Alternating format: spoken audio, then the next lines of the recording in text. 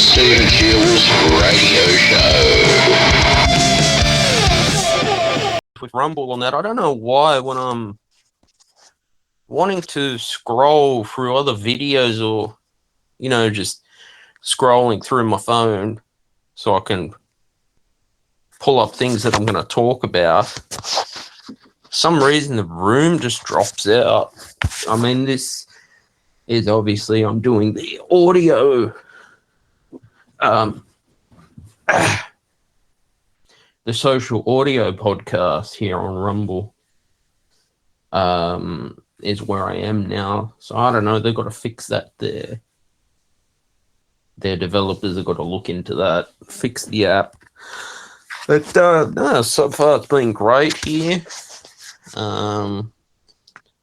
Obviously Rumble is all about freedom of speech. So that's all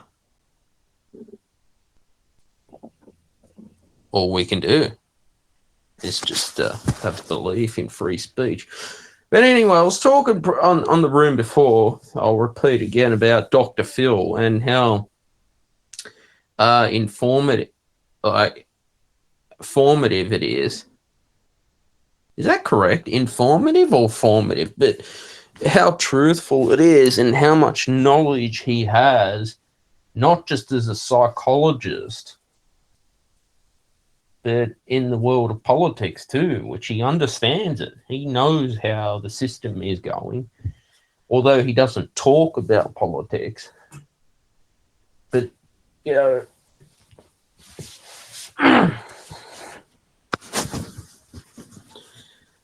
for him to sit down with Benjamin Netanyahu, Donald Trump, I think he did an interview with Rudy Giuliani, Robert F. Kennedy Jr., after the, and then we had the failed assassination of Donald Trump. Now, Kamala Harris is campaigning at the moment. I don't think she's got the, how do I say it, enough Democrat voters for her to be the president of the United States. Well, she currently is, I think, but to be re-elected. I think what Americans have lived through the last 4 years, okay, after, Donald Trump was then voted out during the pandemic,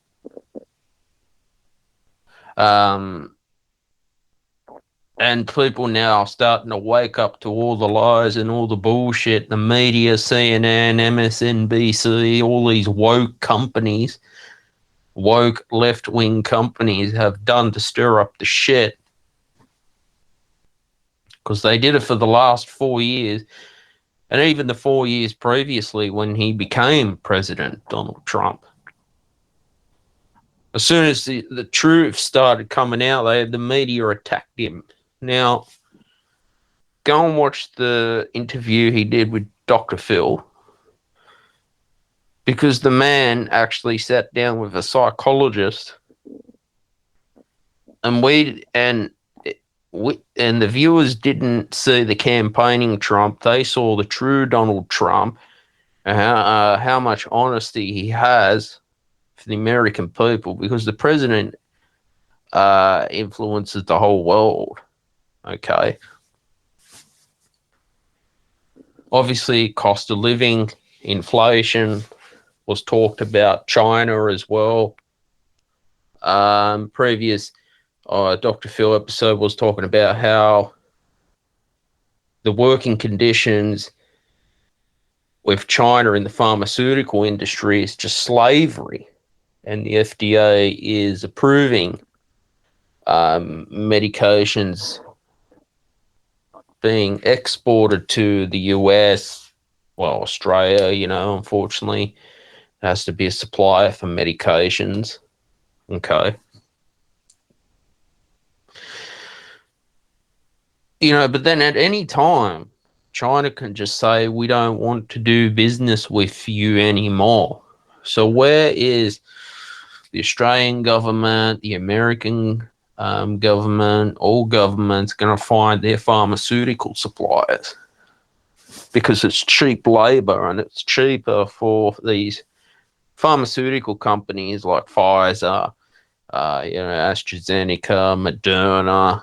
I'm talking the big companies to pretty much pay people in China slave labor, very horrible working conditions, mass production, cheaper on the pharmaceutical companies, and they make billions of dollars of profit a year. Now, pharmaceuticals, yes, are an essential service. They've always been an essential service. We do need pharmaceuticals. We do need healthcare, of course. It is an essential service, but the way it's shifting, now I'm going to talk from Australia's point of view. It's starting to become like that business healthcare industry.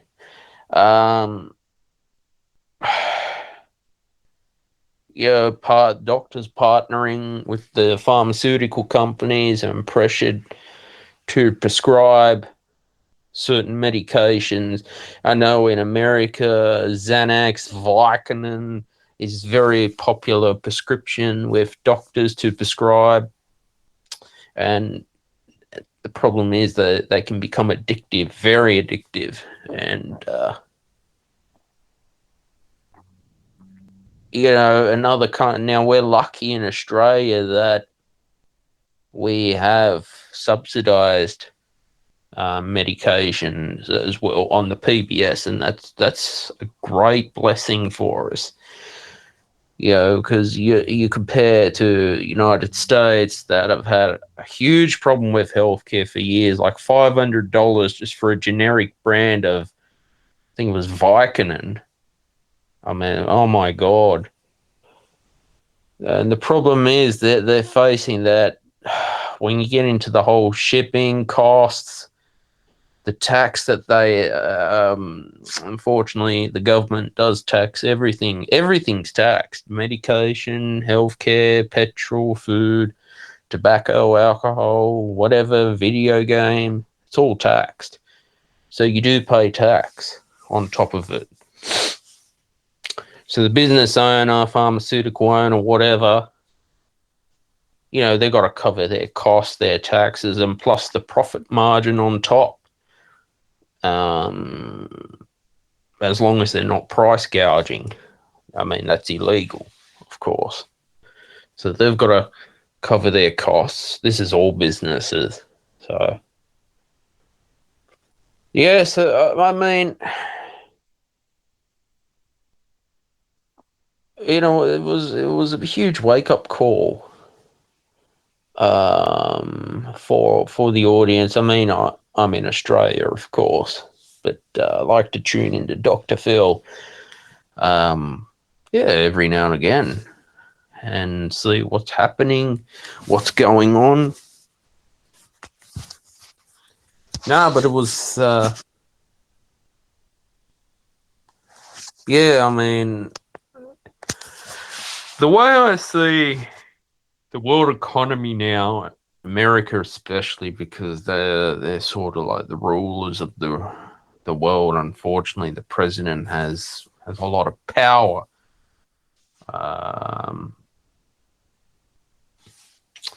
At the moment, America is in a very dark place. Very sad how it's become worse than ever.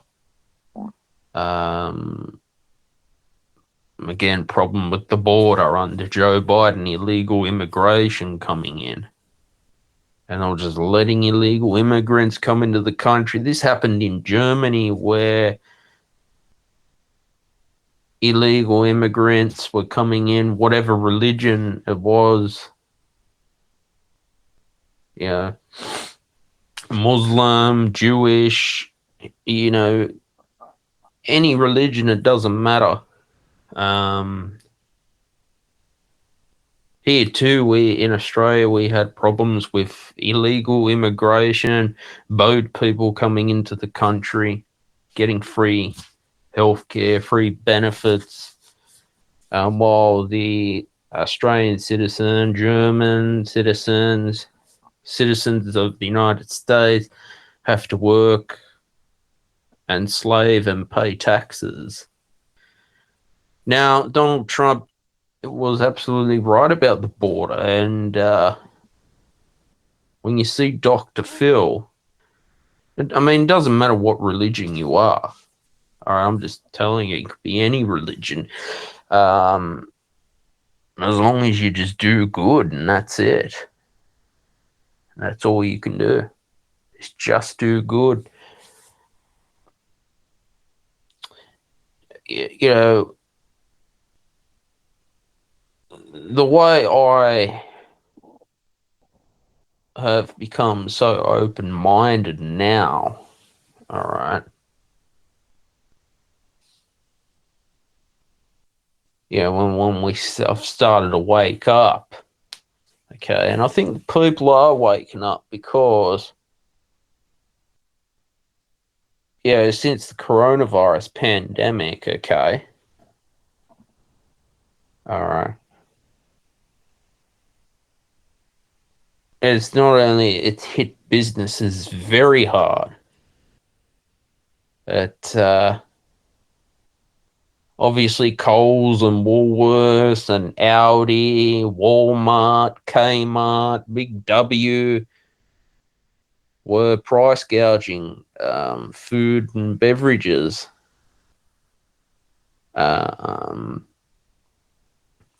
That's inflation. Petrol prices now $2 a litre. It was never like that 4 years ago. It was so much. Honestly, how I would say it, I don't want to pay $2 a litre for petrol. I think that's overpriced. That's my opinion. Now, GST, goods and services tax, unfortunately, a lot of countries, they have this sort of tax. When you buy something, 10% goes to the government.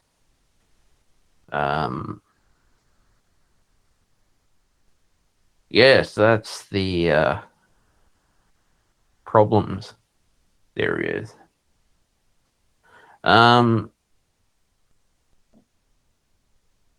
Yeah, what else? So, I mean, yeah, I've talked a lot about corrupt politicians lying in Australia, getting freebies, this metro line service too. I mean, all this stuff, Badgerys Creek or Western Sydney Airport, Badgerys Creek Airport, you could call it, being built. I've always taken this stuff with a grain of salt. I never got my hopes up, ever. Because I think with the metro line service, right, was a lot of businesses that got bought out. I think it was at the state government, New South Wales state government. So a lot of small businesses are not there anymore in the city of Sydney, New South Wales, guys, because of the metro. And apparently that's, I don't know, could be some problems or a bit of delays on it. Now you look at around Oran Park, building a KFC, another corporation. And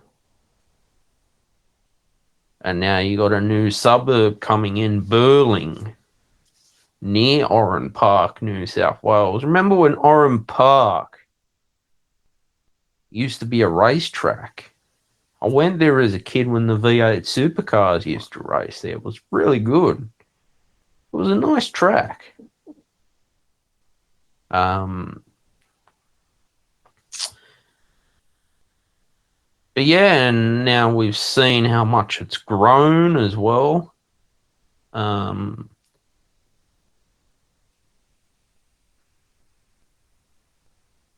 Yeah, it's just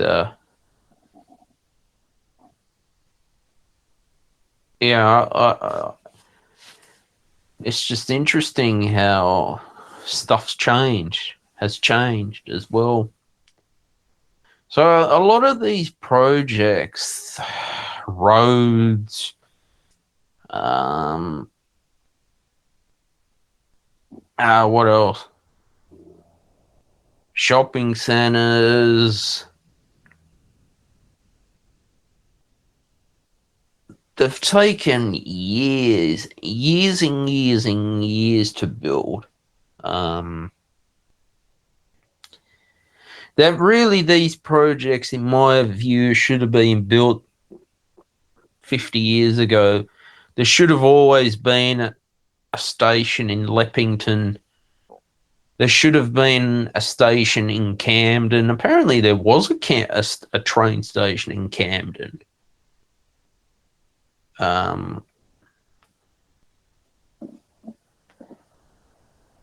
It's not only that, makes it easier for commuters to go into the city or go to work or go where they need to go.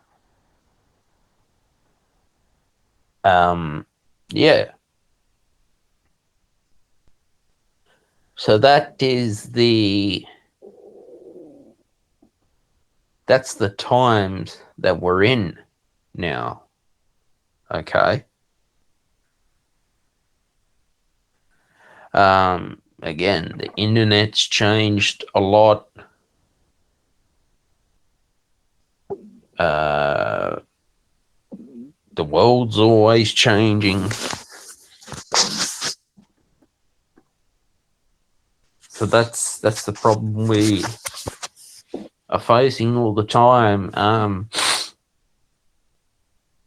When it comes to the next federal election, we have to go and make up our mind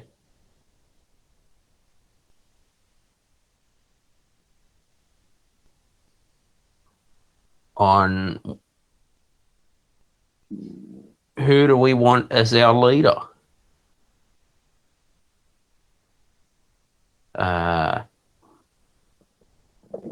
To run our nation. So, the unfortunate thing about hard economic time, like the Great Depression, the global financial crisis, the coronavirus pandemic,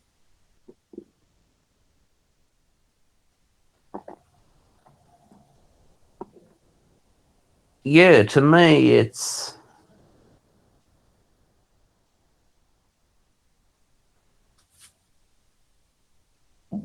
it becomes a way for us to basically just wake up and realize, well,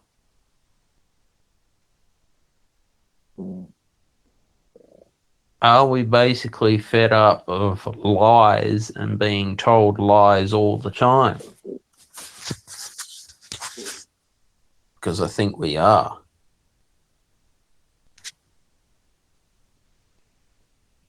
I mean, that's my view at least.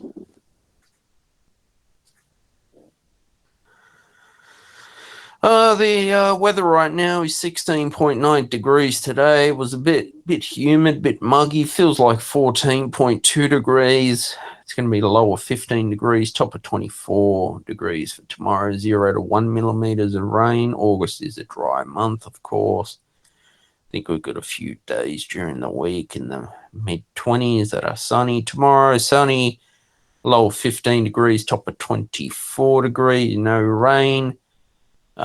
Tuesday, low of 7 degrees, top of 24 degrees, no rain. Wednesday, low of 13 degrees, top of 27 degrees, windy and sunny, forecasted, no rain.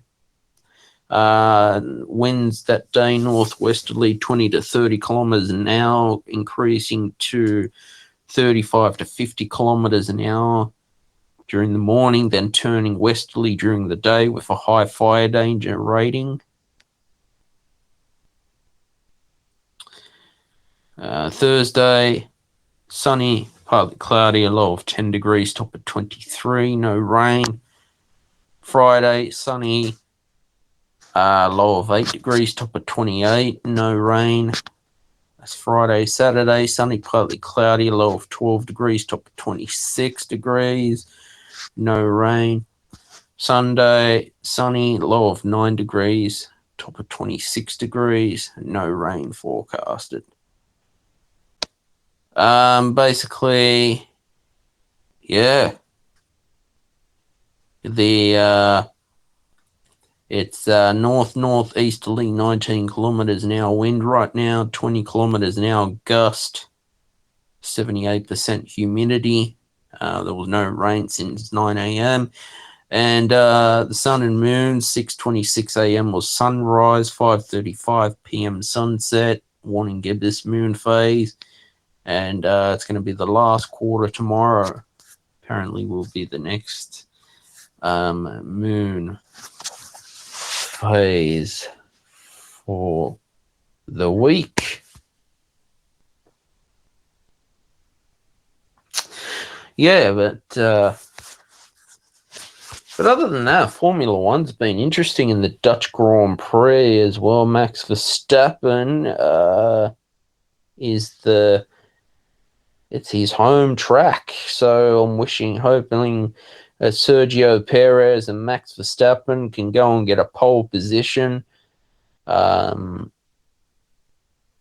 was a fire in I think it was FP3. It was a couple of cars were out of practice as well. With Daniel Ricciardo, a lot of the press is basically the problem with the press, all right, and then when it comes to professional sport, we're talking the top of the level like Formula One. The media,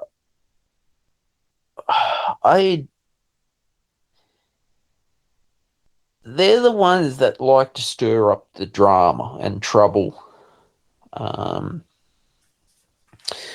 Yes, Daniel Ricciardo's, and then you got Sergio Perez are sort of under pressure as well, because any time the team owner can say, we are not going to renew your contract. And if the drivers in Formula One, NASCAR, V8 supercars are losing too many races, unfortunately, they get sacked. They get fired and replaced. I mean, that's always been like that in motorsport. So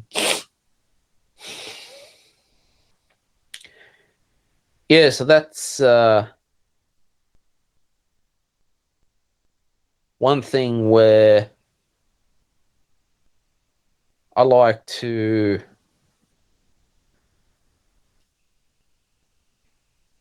understand that.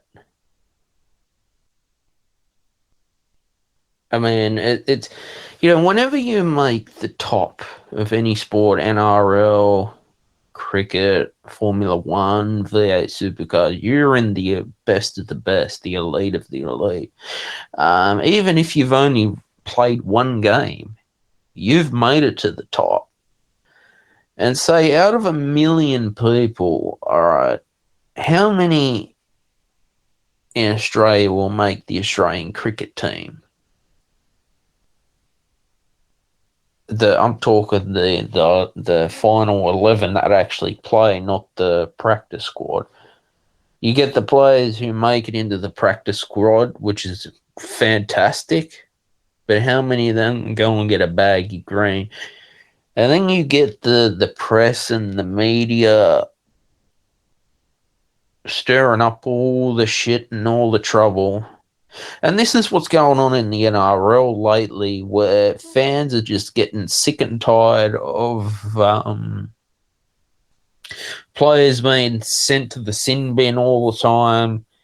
Apparently, I don't know if it was a problem with shoulder charging on the weekend, and one referee got stood down because the bunker wants to get all picky about it.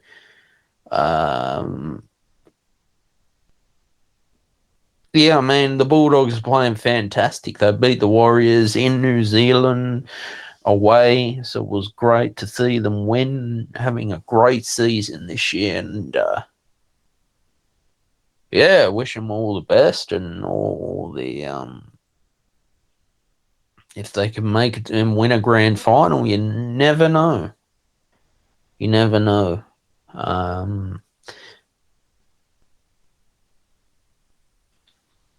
Yeah, so that's footy. Yeah. I'm noticing it too. Like, you get so many penalties, whistles blown, and head injury assessments and HIAs and all this crap.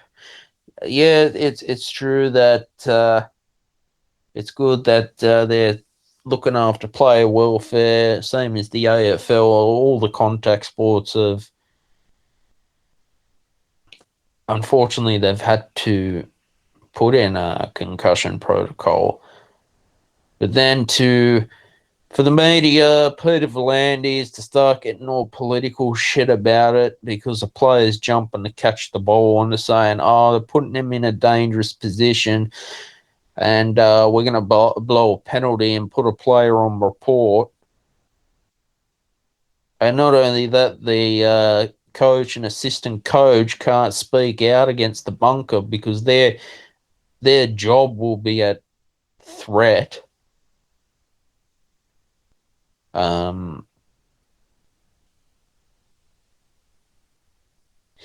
Yeah, that's the problem with the NRL these days. I think a lot of fans too are fed up of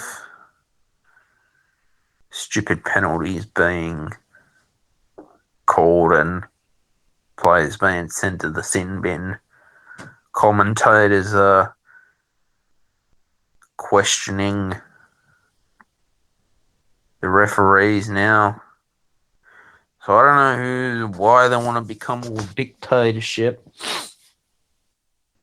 Apparently, the North Sydney Bears as well is going to come back in the competition in a couple of years, but it doesn't make sense for their training ground to be in Perth. Apparently, nothing's been signed yet or set up, but from North Sydney to Perth and having to have a home base in Perth. Again, Western Australia is an AFL state. So it's going to be a bit hard to have the North Sydney Bears relocate to Perth just to be in the competition. That doesn't make sense. Perth, and then not only that, their travel time as well. Yeah, it's a long way. So I don't know how the NRL is going to work that out. But if they had another team, and I think there was going to be talks of a second team in New Zealand, yeah, that'll be good.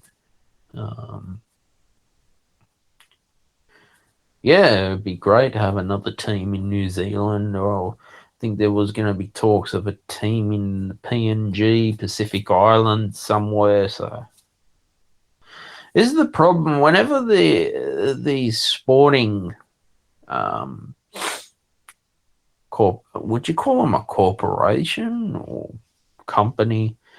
So like these sporting corporations at the top, then when they have to rely on the government for funding, then it's like the government has to say, okay, this is how the game should be played, because again, it's with taxpayers' money. It's not coming from sponsorships. Okay. Whereas, the NRL have to rely on sponsors advertising to keep the game going, of course. Again, that's the business side to sport. They rely on their sponsors. That's how they make their money. I wanted to talk about Formula One as well. As you know, that I'm a huge Formula One fan. And how I feel about the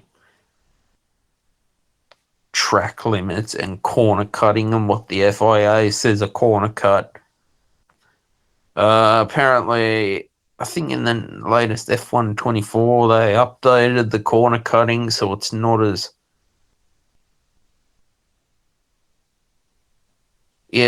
hard to get given a penalty when you bump into the wall. I don't know. That's again, when it comes to the top of the top, elite of the elite in sport, then they want to say, oh, we got to make the rules fairer for everyone.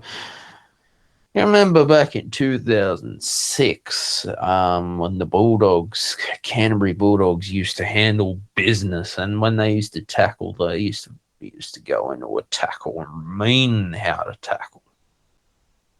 That's how that's how footy was played. And it was better that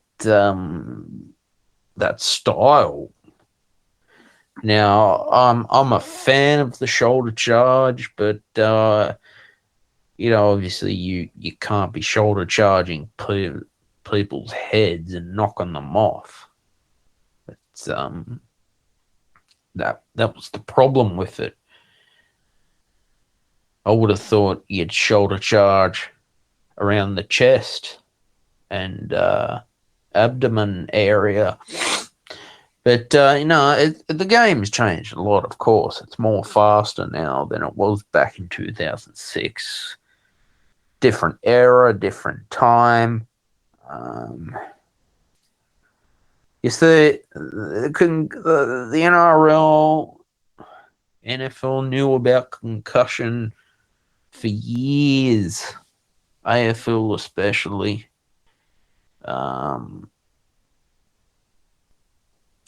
I just think that the referees and the bunker are just policing the game too much, and they're just becoming they're becoming too strict in how it's played. So I don't know. We're coming up to the semi-finals and finals. That's when it starts to get really rough, because teams are fighting to be in the top 8, of course. That's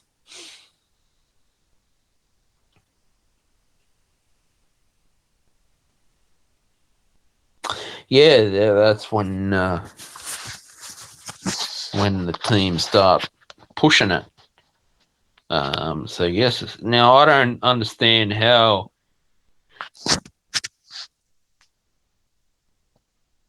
players are going to be able to go and make their tackles and handle their business without the fear of the referee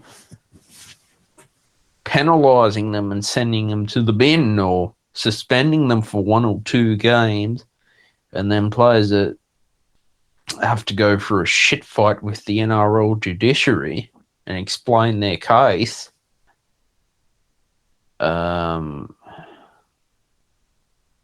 And not only that, these this is what I don't like about the NRL. Okay, you get some players that the referee pretends not to see getting away with a shoulder charge, or I think sending a player off for a head rub in a state of origin, sending a Joseph Swalihi off in game 1 of State of Origin. And then you get a player who just does a minor thing, who does nothing, and gets put on report. Yes, I do agree that you have to get rid of the hip drop tackles because they're dangerous. I mean, apparently the NRL manual is, how thick is it?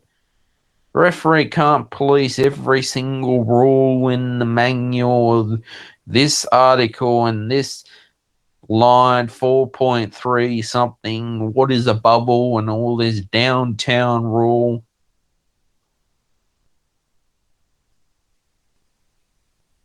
Yeah, I mean, as spectators too, like, you know, I guess we see the game differently.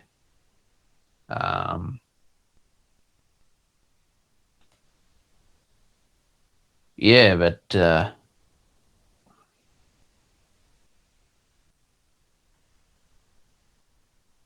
yeah, hopefully, yeah,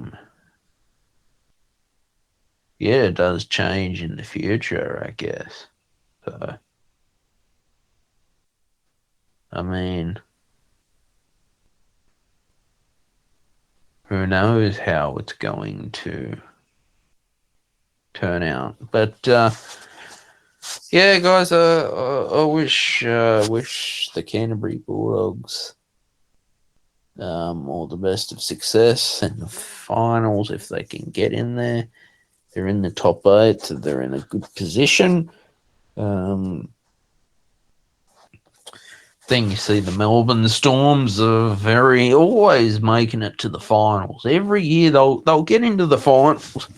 Even if they don't win a grand final, they'll either make it to the grand final or make it to the finals. But they're such an amazing footy team, guys, Melbourne Storms. So, and Penrith. It'd be interesting to see how this year's comp goes.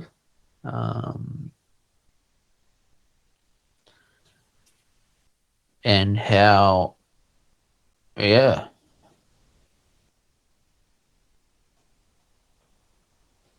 it will basically turn out to be for everyone. But yeah, I always it's always great to chill out here on Rumble.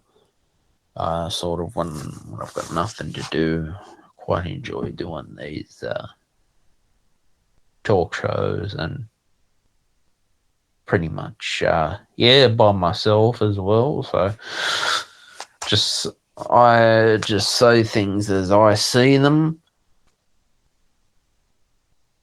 and how I view what's going on too. But yeah, it's I guess it is basically it is a hard world out there. Economic wise as well, it's hard for everyone. Internet, essential service.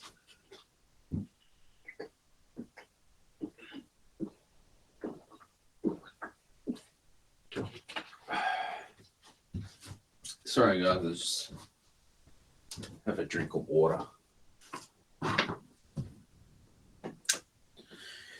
Yeah, unfortunately, how the NBN,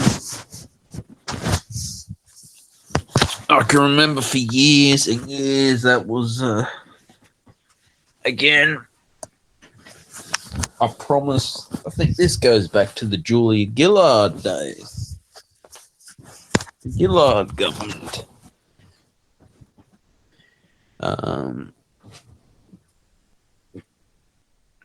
Yes, that's how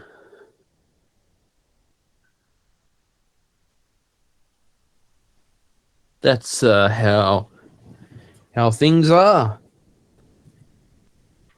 for me, and how I see Australia. People get fed up because things are not getting done,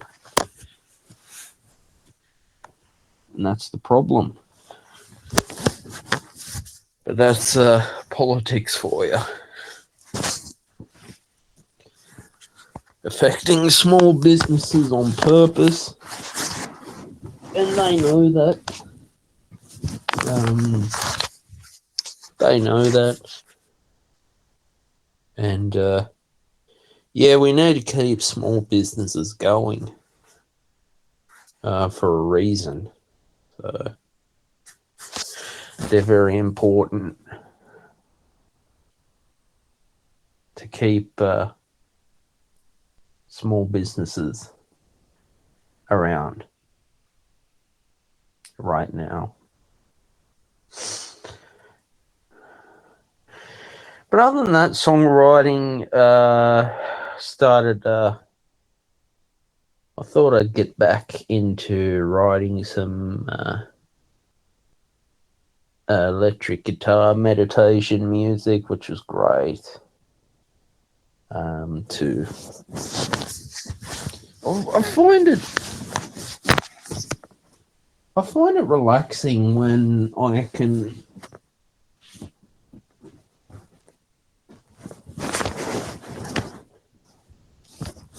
pick up the guitar, write meditation stuff, and it just feels great. It really does feel great.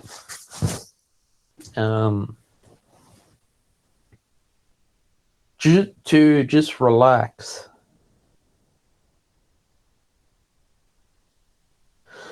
And tune out and forget the world. Forget everything about the world.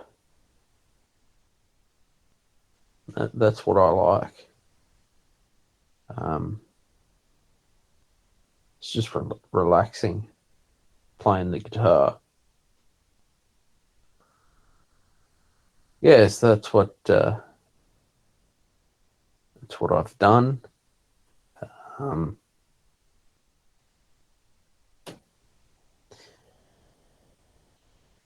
And just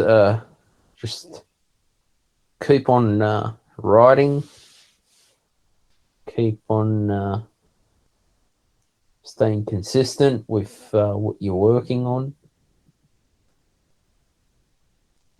and sooner or later,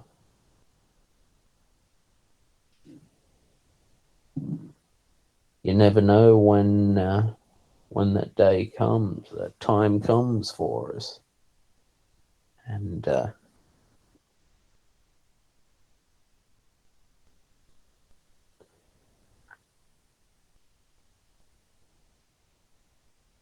the thing. That's what